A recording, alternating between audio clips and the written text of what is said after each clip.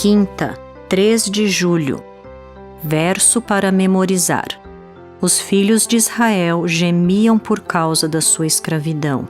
Eles clamaram, e o seu clamor chegou até Deus. Deus ouviu o gemido deles e lembrou-se da sua aliança com Abraão, com Isaque e com Jacó. E Deus viu os filhos de Israel e atentou para a situação deles. Êxodo 2, 23 a 25. Ouça Êxodo 2, 11 a 25. Naqueles dias, sendo Moisés já homem feito, saiu para visitar os seus irmãos e viu o trabalho pesado que faziam. Viu também que certo egípcio espancava um hebreu, um do seu povo. Olhou para todos os lados e, vendo que não havia ali ninguém, matou o egípcio e escondeu o corpo na areia. Moisés saiu no dia seguinte e eis que 2 hebreus estavam brigando. Então perguntou ao culpado: "Por que você está espancando o seu próximo?"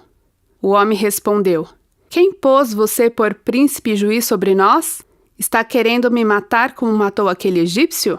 Moisés ficou com medo e pensou: "Com certeza já descobriram o que eu fiz."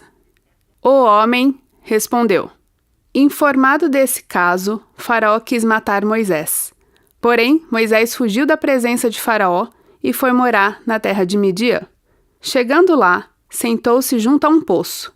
O sacerdote de Midian tinha 7 filhas, as quais vieram tirar água e encheram os bebedouros, para dar de beber ao rebanho de seu pai. Então vieram os pastores e as expulsaram dali. Moisés, porém, se levantou e as defendeu, e deu de beber ao rebanho. Quando elas voltaram para junto de Reuel, seu pai, este lhes perguntou: "Por que vocês vieram mais cedo hoje?" Elas responderam: "Um egípcio nos livrou das mãos dos pastores, e ainda nos tirou água, e deu de beber ao rebanho." Então Reuel disse às filhas: "E onde está ele? Por que vocês o deixaram lá? Chamem o homem para que venham comer conosco." Moisés consentiu em morar com aquele homem, e ele deu a Moisés sua filha Zípora, a qual deu à luz um filho, a quem Moisés deu o nome de Gersom, porque disse: "Sou peregrino em terra estranha." Decorridos muitos dias, o rei do Egito morreu. Os filhos de Israel gemiam por causa da sua escravidão. Eles clamaram, e o seu clamor chegou até Deus. Deus ouviu o gemido deles e lembrou-se da sua aliança com Abraão, com Isaque e com Jacó. E Deus viu os filhos de Israel e atentou para a situação deles. Pergunta 6. Que fatos ocorridos rapidamente mudaram toda a direção da vida de Moisés? Que lições podemos aprender dessa história? O que Moisés faria? Sucumbiria à atração do Egito e aos prazeres da corte? Ou suportaria dificuldades com seu povo aflito? Os acontecimentos logo o forçaram a tomar uma decisão. Informado deste caso, Faraó quis matar Moisés. Porém, Moisés fugiu da presença de Faraó e foi morar na terra de Midian. Chegando lá, sentou-se junto a um poço. Após o assassinato, Moisés não teve escolha, pelo menos no que diz respeito a permanecer no Egito. Assim, quaisquer que fossem os planos para que ele ocupasse o trono do Egito e se tornasse um deus, esses planos foram rapidamente destruídos.